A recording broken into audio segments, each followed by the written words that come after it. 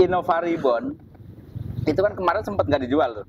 Ya, karena launching Zenik. Nah, betul. Tapi kenapa sekarang muncul lagi dan dijual lagi kondisi barunya? Iya. Gitu. Ada yang tahu? Coba silahkan komen. Apa alasan Reborn dijual kembali? Kalau menurut Bang Surya sendiri gimana?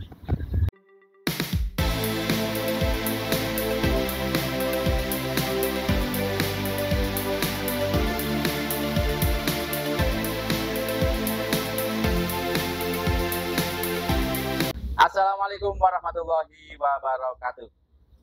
Ketemu lagi dengan saya Hanif dan Surya di Hanif Yunif Osanso, obrolan santai seputar otomotif. Terima kasih buat kalian yang selama ini udah mendukung channel kita, yang udah setia nonton walaupun mungkin nggak ada ilmunya, tapi semoga bermanfaat. Enggak lah, jangan sampai nggak ada ilmunya. Iya, siap.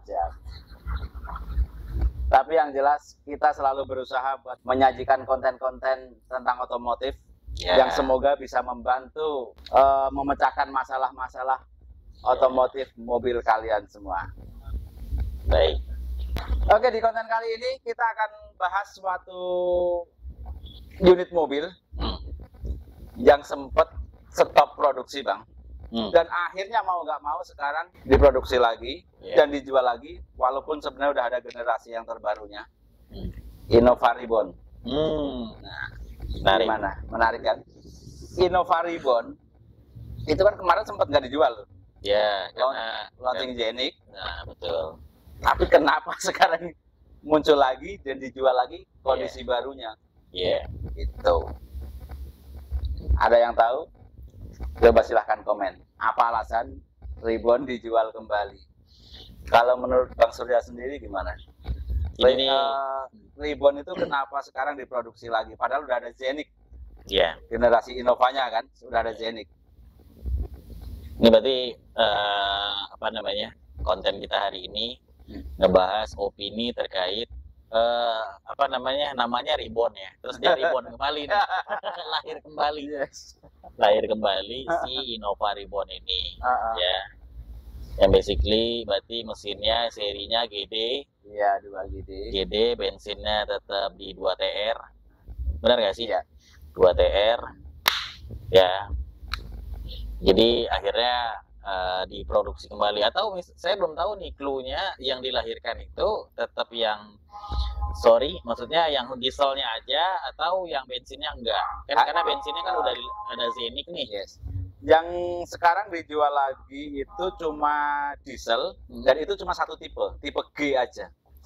Oh, jadi nggak ada tipe Venturer nggak ada, tipe V nggak ada, cuma tipe G, GD. Gitu aja. Ya, ini lebih ke opini ya. Sebenarnya nanti malah saya harusnya bertanya ke Mas Hanif sih concernnya, karena ini kan bukan bidang saya seharusnya ya. Tapi kan ini berarti second opinion dari saya selaku pihak bengkel nih. Kenapa sih akhirnya Innova Reborn itu lahir kembali kan gitu ya? Apakah sosok dari, dalam tanda kutip, sosok dari Zenik ini tidak bisa memuaskan hasrat dari pengguna Innova, setianya Innova gitu ya. Yang mostly itu sudah menggantikan secara teknologi. Si Zenik ini hybrid ya? Iya, ada yang hybridnya tipe tertingginya. Hybrid tipe tertinggi atau di tipe Q ya, kalau nggak salah. Dia semua tipe ada hybridnya. Semua tipe ada hybridnya. Oh, semua tipe ada, maupun yang tertinggi ya Modelista apa? Modelista. Okay. Jadi G-nya ada hybridnya, V-nya ada hybridnya, Q-nya juga ada hybridnya. Tergantung ininya. Tergantung ininya. Nah, iya. Berarti bisa dibahas di konten berikutnya nih. Apa itu? Worth it nggak ini mobil hybrid itu di Indonesia? Hybrid atau yang lagi rame sekarang lagi hype ya sekarang ini. Dibahas di konten berikutnya. Oke, boleh. Sekarang fokus ke Reborn ya. Kalau pendapat saya sendiri, memang masyarakat Indonesia itu belum bisa ya namanya move on dari diesel ya, mesin dieselnya. Saya ibaratnya dari generasi bokap, ke saya memang pecinta dari diesel ini tinggi, ya. Tinggi dalam artian permintaannya lumayan tinggi. Dimana kalau misalnya kita lihat juga bahwa secara apa namanya bahan bakar dia lebih efisien ya. Dimana kalau misalnya orang sekarang juga yang mau masih dalam tanda kutip maksain nih dia pakai biosolar, tentu secara biaya operasional dia tentu rendah. Ya nggak sih?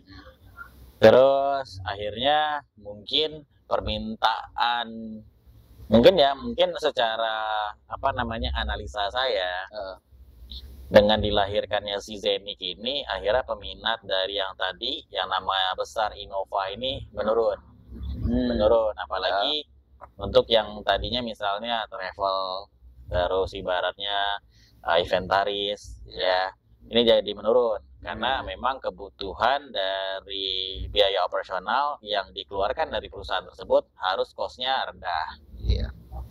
Dimana kalau misalnya kita telaah atau kita sadarin bahwa si mesin GD ini yaitu tadi menciptakan gimana caranya efisiensi bahan bakar ya kan, konsumsi solar yang baik, terus tenaga yang instan, terus nggak rewel, dominan seperti itu. Tapi saya nggak tahu juga nih karena kita basically bengkel umum dan saya juga baru terima Zenik ini 1-2 yang perawatannya cuma baru ganti oli, servis rem yang begitu-gitu aja. Saya belum tahu nih trust issue di Zenik ini apakah memang tidak memenuhi ekspektasi masyarakat kan begitu. Itu sih. Yang jelas sih kalau diesel kayaknya nggak tergantikan dari zaman dulu sih.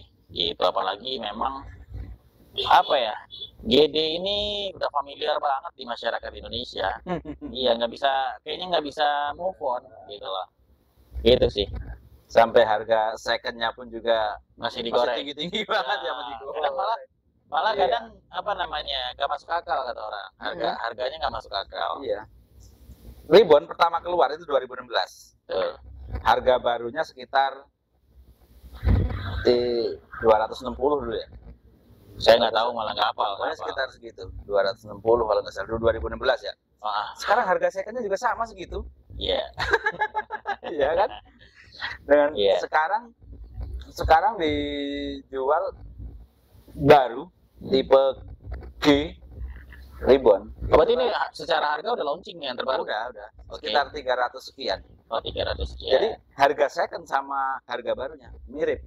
Makanya bakal jadi pertarungan pasar nih, kayak nggak tahu nih jadinya kayak apa. Betul. Ya. Malah sebenarnya dirugiin nih buat ibaratnya showroom atau calo gitu ya yang selama ini udah nge-haul mobil dieselnya gostoka banyak. Ternyata dengan isu si Innova Ribbon diesel ini akan lahir kembali atau keluar lagi gitu ya dengan harga baru yang nggak jauh dengan harga second, akhirnya tentu mereka harus buru-buru tuh ngeluarin unitnya ya kan? Makanya itu harganya 300. Iya, tapi menurut kalau saya kan maksudnya bukan berkecimpung di dunia TPM lagi nih, tapi menurut Mas Hanif apa sih isu yang terjadi yang akhirnya Toyota harus mengeluarkan lagi nih si Innova Ribbon ini apa nih? Penjualan Zenik memang nggak sekenceng penjualan Ribbon dulu sih. Oh gitu? Iya, penjualan Zenik itu nggak sekenceng penjualan Ribbon. Makanya ya kayaknya memang harus dikeluarkan lagi buat dobrak penjualan. Tapi kan gini ya, maksudnya dari saya dulu pernah, jadi isu sebelum Zenik ini dikeluarkan bahwa saya agak kaget sih, kagetnya kenapa? Jadi secara kualitas memang kan tentu bahan baku semakin tahun semakin lama itu bahan baku naik. Dan akhirnya saya waktu itu kalau nggak salah ini orang mungkin ya kerja di TPM-nya Toyota gitu, entah itu di manufacturing gitu maksudnya. Dia ngomong bahwa Toyota Innova akan dikeluarkan nih dengan ketebalan bodi 0,7 kata dia gitu. Ya. Berarti saya belum tahu tuh waktu itu bahwa yang disebut maksudnya adalah Innova Zenik gitu ya.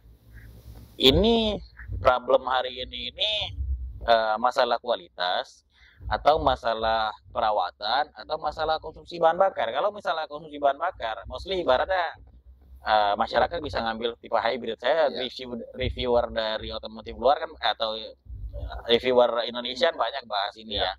Konsumsi bahan bakar Zenik itu nggak jelek-jelek juga, ada yang sampai ibarat pemakaian dalam kota yang 116 ada ya kan. Secara hybrid itu memang Maksudnya berarti hybridnya Toyota yang kayak yang saya kenal Camry dulu ya, maksudnya dia kerja kalau untuk idle benar-benar motor, generator. Berarti kalau pada saat di kick down baru dua-duanya kerja. Iya. Oh gitu. Oke. Kalau hybridnya Toyota itu secara prinsip itu masih sama dari zaman dulu sampai sekarang, itu kan masih mengadopsi hybridnya si Prius. Ya betul. Jadi generasinya masih sama, jenis baterainya juga masih sama. Sama ya. Jadi tidak ada maksudnya tidak ada pembaruan yang secara signifikan gitu ya. Nggak ada. Malah seharusnya dengan perkembangan teknologi sekarang, hybrid mobil sekarang itu maksudnya dengan cruise control, terus dengan ada ADAS gitu ya, maksudnya kinerja mesinnya dibikin konstan gitu dengan cruise control ya, harusnya kan bisa ngiritin bahan bakar yang jauh, karena sifatnya kalau kita udah pakai cruise control lah, kecepatan stabil gitu ya, harusnya konsumsi bahan bakar malah lebih irit gitu ya. Kita bicaranya ini dipakai ibaratnya luar kota gitu ya, jauh lah dibanding generasi Prius gitu ya, yang mostly misalnya teknologi radarnya nggak secanggih sekarang. Ya. Cuman yang bedain kan sekarang cuman kayak ada di Zenik, ada di Yaris Cross zaman sekarang kan, itu cuman kapasitas baterainya aja sih. Kapasitas baterai lebih panjang. Iya. Oke. Jumlah selnya juga beda gitu. Jumlah sel lebih beda. Gitu ya. Makanya sekarang Yaris Cross itu kan termasuk mobil hybrid termurah se-Indonesia dia Mas. Oh gitu. Yaris Cross. Baru cuman ya itu. Bentar-bentar engine nyala, jereng mati. Jereng mati karena memang daya tampung si baterai itu kan. Tapi ada nggak sih maksudnya dengan hybridnya, saya ada nyobain salah satu maksudnya dari orang yang dia saya sebut aja aktivitasnya menggunakan mobil hybrid tapi di brand sebelah gitu ya. Menurut saya malah hybrid yang sifatnya apa namanya itu ya, kayak semacam otomatis seperti itu, pada saat misalnya lampu merah nih dia berhenti, mesin di apa namanya benar-benar generator juga di offin sama dia, tapi tiba-tiba pada saat kita baru awal start lagi terasa hentakan. Nah saya ngerasa beberapa kali inputan dari user, pengguna, atau misalnya dari customer yang datang ke sini gitu, ngerasa terganggu karena ada hentakan. Nah, tapi maksudnya isu ini terjadi juga nggak di Toyota sebenarnya nggak sih? Ada ya. Ada. Cuman nggak semua itu, tapi paling kerasa sih emang itu di Yaris Cross. Karena memang dia gerungan mesinnya juga kerasa banget. Kerasa banget ya. Ya itu sih, saya waktu itu coba. Ini tipe yang hybrid bang ya, iya gitu kan. Ya mostly berarti kalau hybrid tentu akan dihilangkan dinamo starter. Yang pertama menyalakan mesin itu juga pakai generator, ya, pakai dinamonya dia. Dan akhirnya kalau misalkan ada otomatiknya, generatifnya dari motor itu sendiri ya, pada saat misalnya berhenti di lampu merah dia akan benar-benar shutdown dulu. Pada saat kita injak ke pedal gas berapa persen, terus ada respon kan, gitu tuh. Nah tapi ada bikin hentakan. Nah itu berapa dari user terus dari konsumen kita ngerasa ini agak terganggu, akhirnya dia offin fitur seperti itu, gitu sih. Kalau di Toyota kan dia selama baterai itu masih ada terus kecepatan rendah, dia kan nggak nyala. Nggak nyala ya. Tetap maksudnya dari motornya aja yang kerja ya. Memang ada beberapa jenis hybrid kayak di Suzuki juga kan dia sistem hybridnya kan beda kan. Ya betul, nggak full. Terus kayak di Nissan juga, Nissan Kicks gitu ya. Oke. Berarti maksud saya apa ya, benar-benar berarti kan tadi udah saya sampaikan nih bahwa sebenarnya secara konsumsi bahan bakar si Zenik ini nggak jelek-jelek amat gitu ya. Tapi apakah secara material atau kepuasan konsumen seperti apa sih yang nggak memuaskan konsumen gitu lah. Harganya bang. Harganya emang Zenik terpaut berapa? Harganya tipe tertingginya Zenik sama tipe tertingginya Fortuner VRZ masih mahalan Zenik. Oh gitu. Iya. Sampai angka 700. Iya. Gila sih. Saya baru tahu nih fun fact-nya, malahan maksudnya udah lama nggak buka brosur mobil baru gitu ya. Jadi akhirnya tahu nih. Mungkin itu juga yang apa ya, yang masyarakat simpulkan akhirnya ibaratnya butuh Innova lagi nih, Innova Reborn lagi nih gitu ya. Mesin diesel. Berarti kan dipakai buat beli Innova Reborn, nambahin dikit dapat 2 unit. Iya bisa. Benar. Nah, kira-kira kesimpulan yang saya dapat informasi dari Bang Surya bahwa Innova Reborn itu masih dibutuhkan sama masyarakat ya. Ya, tapi nggak tahu ya, maksud saya tadi juga aktualnya gini. Kalau misalnya nanti dengan reborn atau lahirnya kembali si Innova Reborn diesel ini, ya dengan walaupun basicnya tipe G gitu ya, secara produknya, secara kualitasnya akan sama atau tidak gitu ya? Akan sama kualitasnya nggak dengan maksudnya Innova Reborn sebelumnya gitu. Misalnya ketebalan bodinya dikurangin nih, akan ngikutin dengan Innova Zenith mungkin ya.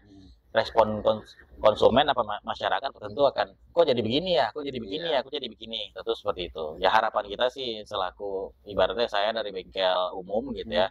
Tentu dengan lahirnya kembali Innova Reborn diesel ini tentu apa namanya, satu ada perbaruan dari inputan masyarakat, dari user gitu ya, pemakai.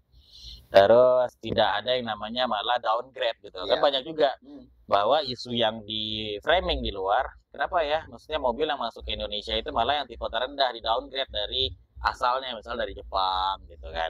Tuh. Tapi saat ini sih kualitas semuanya masih sama. Sama ya. Masih sama. Tapi memang saya ikutin, maksudnya kenapa ya? Maksudnya anak-anak yang main diesel sekarang, kenapa? Itu kan berarti kan yang terakhir ngeluarin udah Innova atau Fortuner diesel ya, IART ya. Kan ada non IART, terus ada yang IART. Itu kan bedanya di injektor, terus apa supply pump gitu ya. Dan dia ternyata apa namanya ECU-nya lebih berbeda, lebih pintar lah bahasanya gitu, dan lebih gampang, anak-anak bilangnya itu lebih gampang dicun lah. Cuman kelemahannya kalau nggak salah yang terbaru ini dia EGR-nya ada coolernya, benar nggak sih? Ya. Nah, dan itu kalau orang yang pakai biosolar itu harus rajin yang namanya bersihin cooler tadi EGR pakai cooler. Kalau saya mah di sini bengkel umum jelas aja. Enggak, bukannya apa-apa, maksudnya mau rajin apa namanya bersihin cooler diesel atau ditutup aja. Kalau kita begitu modelannya. Ketimbang ibaratnya copot bersihin lagi. Tentu tapi ya namanya kalau begitu cooler diesel gitu ya, cooler EGR gitu ya. Tentu pasti ada resiko yang namanya panas. Dikasih cooler itu kan lebih adem. Bisa adem. Ya. Itu 2000 berapa sih mulainya pakai cooler EGR itu? Saya lupa, 2022 ya, kalau nggak salah ya. Pakai cooler EGR. Yang 2016. Udah ada? Enggak Pak, enggak. 2016 belum ada. Belum dari yang pertama. Baru yang 2000 berapa gitu. Oh iya, benar. Yang facelift, yang mulai facelift. Iya, betul. Iya. Betul. Makanya sekarang ya facelift itu kalau di gas tanpa on gitu ya, cuma di on gas, kalau mobil-mobil dulu kan bisa total ngebuka. Sekarang nggak ada. Gitu. Oke, kira-kira itu bahasan kita di konten hari ini. Kalau ada yang tahu alasan kenapa Reborn dikeluarin lagi, boleh komen di bawah.